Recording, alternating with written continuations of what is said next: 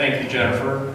Mr. Chairman, members of the board, it's a pleasure to be here to give what I believe is the 6th annual update that Pacific Corp Rocky Mountain Power has provided to the Infrastructure Authority. And while we've made a significant amount of progress over the years, since 2007, there remains to be a significant amount of heavy lifting yet to do. But happy to be here to provide you an update on our overall Energy Gateway program and some of the progress and some of the remaining issues. In spring of 2007, Pacific Corp announced a very aggressive transmission expansion program named Energy Gateway. And that represents approximately 2,000 miles of extra high voltage transmission across our service territory, all with the purpose to serve our 1.8 million regulated utility customers in the 6 western states that we serve.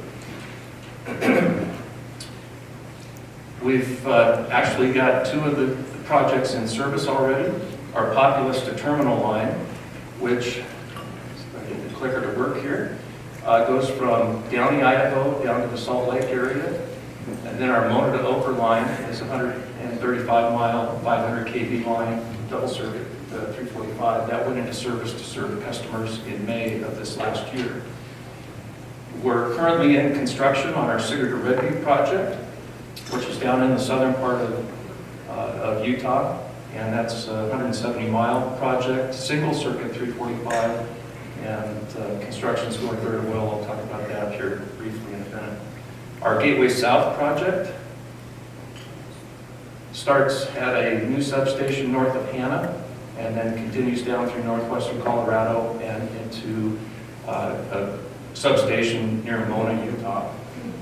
And then last but not least, is our Gateway West project, which traverses roughly 1,000 miles across Wyoming and Idaho. And I'll spend some more time talking about the BLM decision that we received here late last year.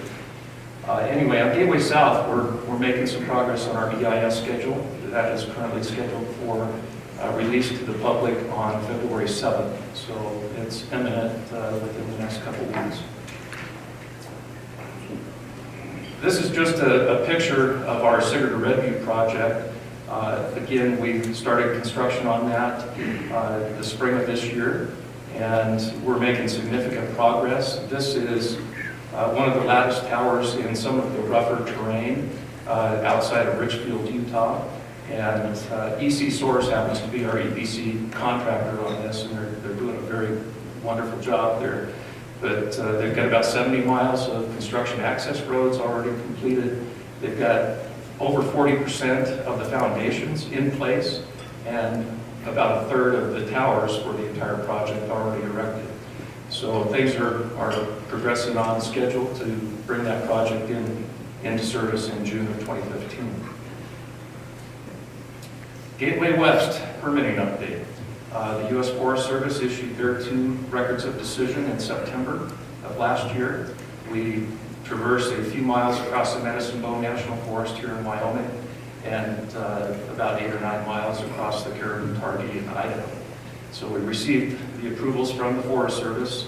BLM issued their second record of decision in November, and they gave us approvals and a right-of-way grant for roughly 75–80% of the project.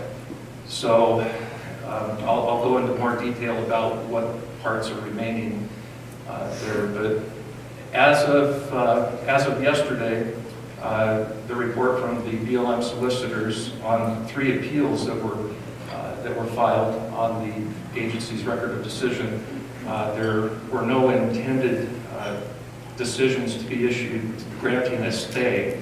We had one appeal from an NGO that requested a stay of IBLA, Interior Board of Land Appeals, and we don't anticipate that will be granted. So the IBLA has until January 30th to actually issue their formal ruling on those appeals. And then we're continuing on our permitting on the western portions of Gateway West in the Boise area, basically Twin Falls to Boise. There are 2 important legs that Work is continuing on that. There may be a path to actually get a record of decision for those segments later this year. More likely, it may take us until the end of 2015. I did want to back up here on the map. One project I failed to mention is the Boardman to Hemingway project. This is a project that we have a majority interest in with Idaho Power as well as Bonneville Power Administration. And Idaho Power is also a partner in our Gateway West transmission project.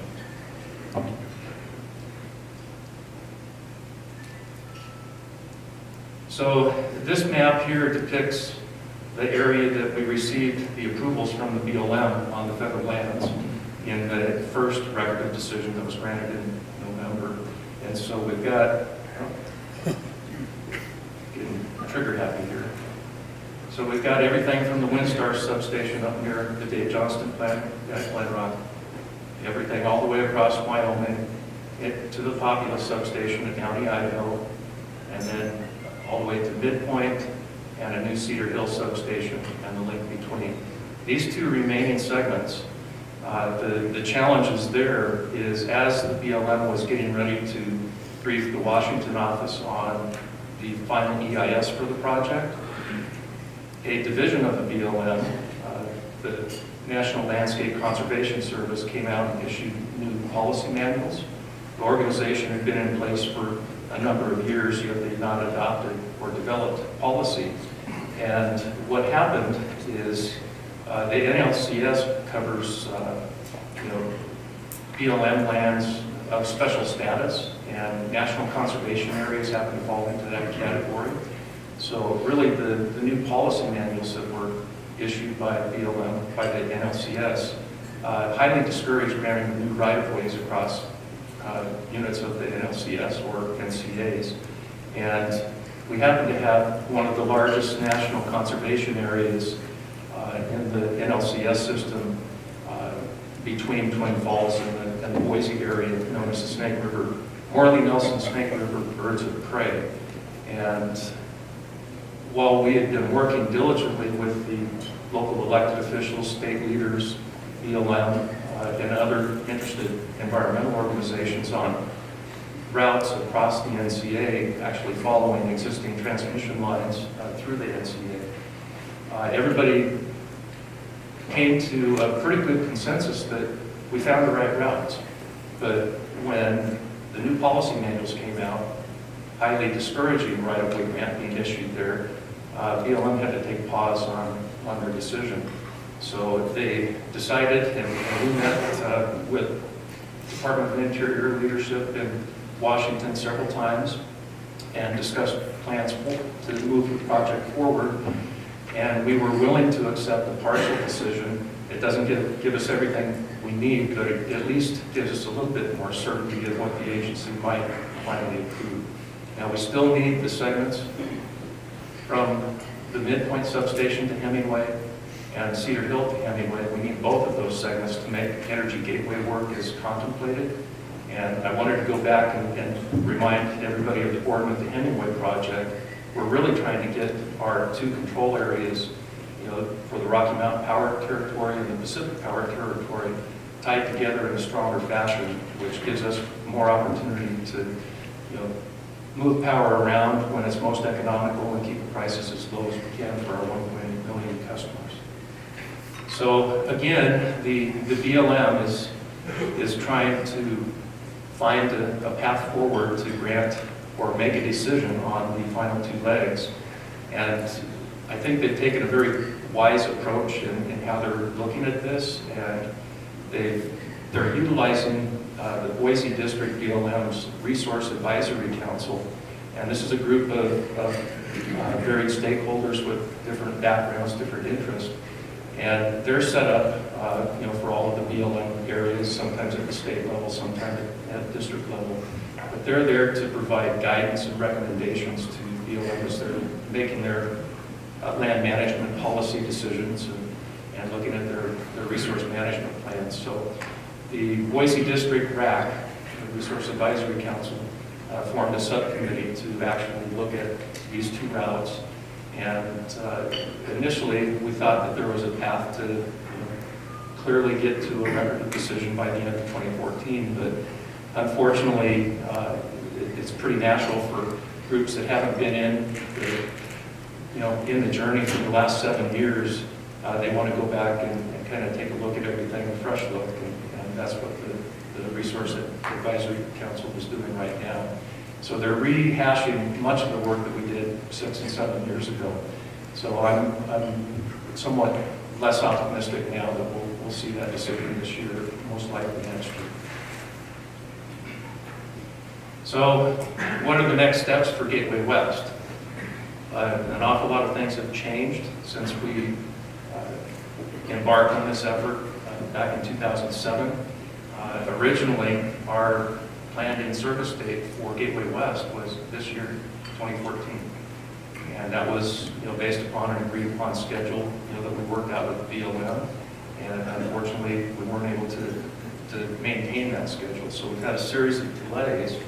But the other interesting thing is when we announced Gateway, we had thousands of megawatt requests in our queue for transmission service. And when it came time to actually get commitments from third parties, to help us fund the supersizing of Energy Gateway, all of the queue requests evaporated, went to zero. And we're in this for our 1.8 million customers, and we had to scale the program back from a double circuit 500 kV system for Gateway West and Gateway South down to just a single circuit 500 kV, which is all we need for the foreseeable future to serve our customers. So that situation's always pretty dynamic, and the economic downturn affected that a great deal. So it could rebound, and the situation could change at any time. But we're assessing the impacts of BLM's partial decision, and of course we still got the 2 remaining segments that we're trying to get permitted. And then one of the other things that a regulated utility does, and is required to do every couple of years, is publish an integrated resource plan. And this is something that looks out at the 10-year picture and the 20-year picture on what are our resource needs to serve our customers and what are the system needs to serve third-party potential requests. And we're in the process of updating the 2013 IRP.